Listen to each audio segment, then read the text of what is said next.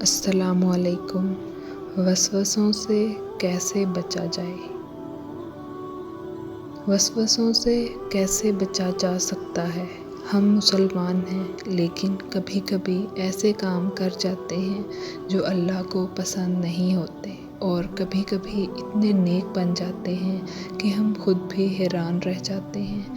یہ سب بات ایمان کی ہے کہ ہمارا ایمان اوپر نیچے ہوتا رہتا ہے، لیکن یہاں پر جب آپ نیک کام کرتے ہیں، ایمان کو مضبوط کرنے کی کوشش کرتے ہیں، تو شیطان روڑے اٹکاتا ہے۔ اس کا کام ہی ہمیں ہر اچھے اور نیک کام سے روکنا ہے۔ بہت سے لوگ جب نماز پڑھتے ہیں، ان کو تب بھی طرح طرح کے وسوسے آتے ہیں،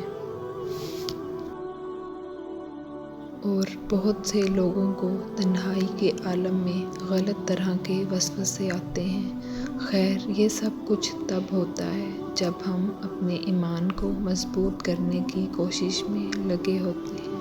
جب ہم کوئی اسٹرگل کر رہے ہوتے ہیں، تبھی شیطان وار کرتا ہے، ہمیں روکتا ہے، ایسے جیسے ایک جنگ ہو ہم شاید خود سے ہی کر رہے ہوتے ہیں۔ ایسے میں آپ کو کیا کرنا چاہیے؟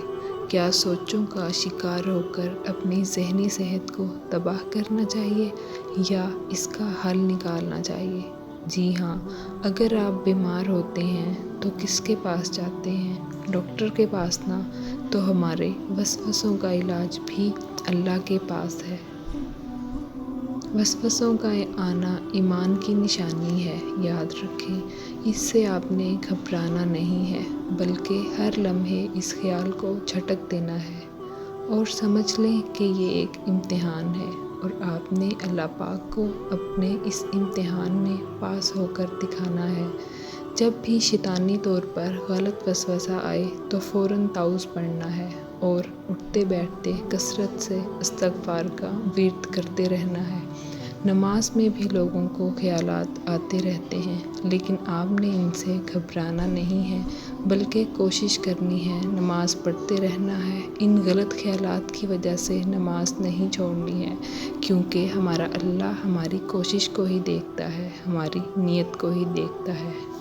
نماز میں دل لگانے کے لیے نماز کو اردو میں سمجھنا ہوگا، تاکہ ہر عربی کا معنی پتہ ہو، اور ہم اس بنا پر اپنی توجہ ان الفاظ پر دے سکیں جو ہم پڑھ رہے ہیں۔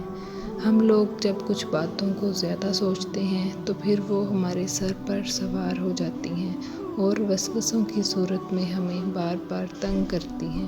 تو آج سے آپ نے کم سوچنا ہے، یعنی غیر ضروری باتوں کو خود تک پہنچنے ہی نہیں دینا، تاکہ آپ کو کوئی غلط خیال یا بات نہ پہنچے جس کو آپ سوچیں گے۔ آج سے آپ نے ایک کام کرنا ہے، فارغ وقت میں کثرت سے اللہ کا ذکر کرنا ہے۔ دوسرا یہ کہ تنہائی کو پاک بنانا ہے، تاکہ ہم شیطان کے وار سے بچ سکیں، اور خود کو زیادہ سے زیادہ مصروف رکھنا ہے، چاہے وہ مصروفیات گھر کے کام ہوں یا پھر تعلیم یا مطالعہ۔ خوش رہنا ہے، اور خود سے جڑے لوگوں کو بھی خوش رکھنا ہے، انشاءاللہ۔